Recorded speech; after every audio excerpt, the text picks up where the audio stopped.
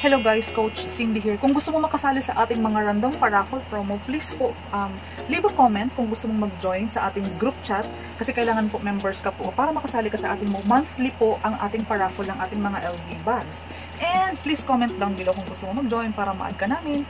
Please subscribe po kasi via live YouTube po ang ating streaming po ang ating raffle promo. Kung gusto mo ng mga ganitong bags, wala po ako masyadong ibang requirements kundi po maging supporter ng aking YouTube channel. Please subscribe, comment, and like my videos. Thank you guys! Hello guys, and we are up for another video. Ang ituturo ko sa iyo sa video na to is very short lang, so bear with me kasi madami kang matututunan regarding paano ginagawa ng tama and effective ang intro. Hindi ito yung ginagawa nating intro or tutorial sa paggawa talaga ng intro, yung mga graphics. Ito ay idea at gusto kong maunawaan mo na may mga introng effective at may mga introng nakakainis na ayaw na halos tapusin ng mga viewers at umaalis dun sa video mo. Tama? So gusto kong maunawaan mo na ang mga manonood natin ay may napakaiksing pasensya. Kaya kung hahabaan mo ang intro mo, aalis yan at hindi tatapusin ang video mo. And yung mga umaalis ng agad-agad sa mga video natin is nagkakaroon ng pangit na impression kay YouTube or kay algorithm or kay analytics. Ang sasabihin niya ni YouTube ay hindi interesting yung video na yun kaya umalis agad yung nag-click.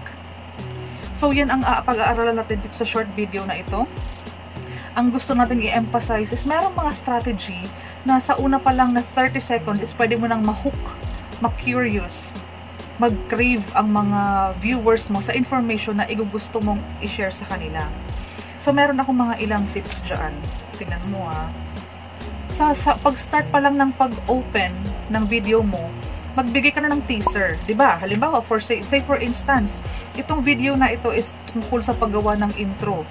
Ngayon, yung first 30 seconds mo is pwede mo nang ipakita yung highlight or yung nakaka-curious na part ng buong video mo. Pipili ka doon sa buong video footage mo, kukuha ka ng ilang seconds, ilalagay mo siya as patalastas, as teaser doon sa pinakaunang 15 seconds para alam nila na ito yung gusto kong mapanood. Nakukuha.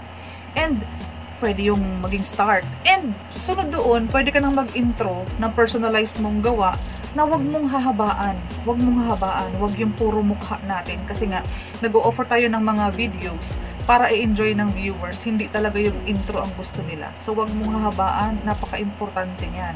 Late ko na yan na-realize, kaya tinuturo ko sa'yo agad, gumawa ako agad ng topic or content para sa paggawa ng effective na intro. Kasi pag nagawa mo na yung mga intro mahahaba, let's say nakagawa ka ng 50 videos, ang mga video mo 1 minute, sayang. Imagine kapag ang lahat ng video natin is na-i-launch na yan sa YouTube, hindi ka na makaka-edit. So please bear with me. Pag-aralan mo talaga ang paggawa ng super effective and with strategies na intro. It matters.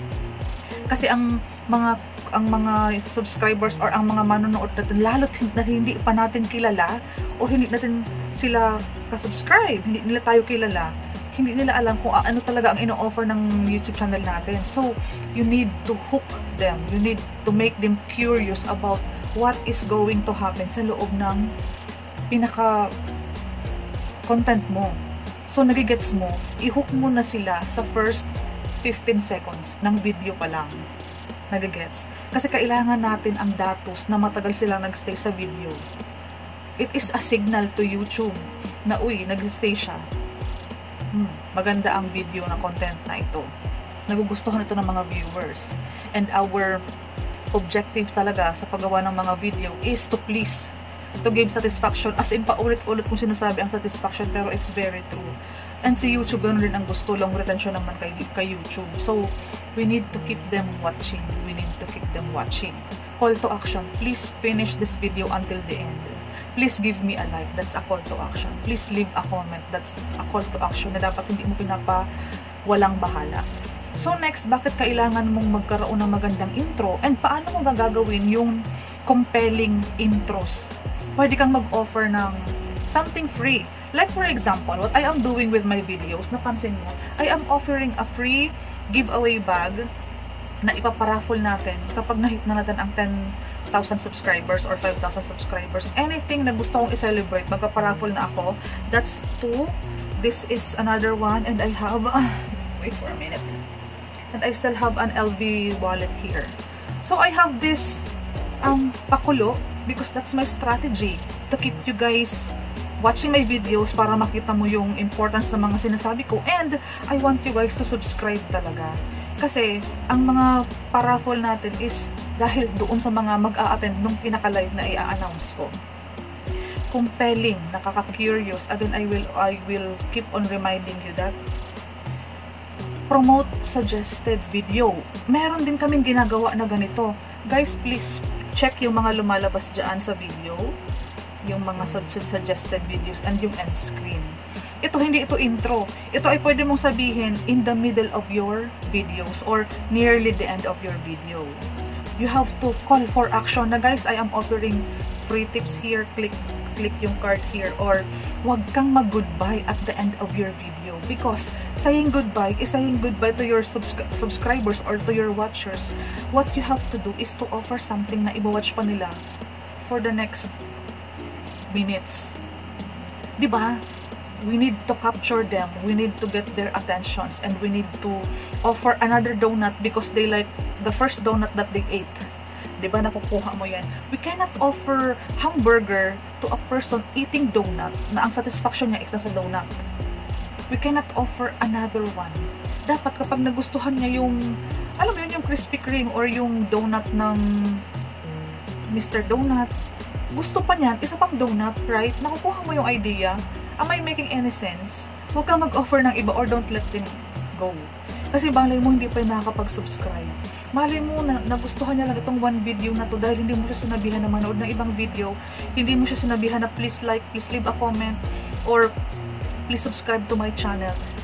That one particular subscriber is very precious. We need more of like that. So, kailangan mag-strategize ka. And ang pinakauna kasing part na mahuhook sila is, again, doon sa intro. Answer a question or give a question. Sa tingin mo, bakit mahalaga ang pagkakaroon ng effective intro?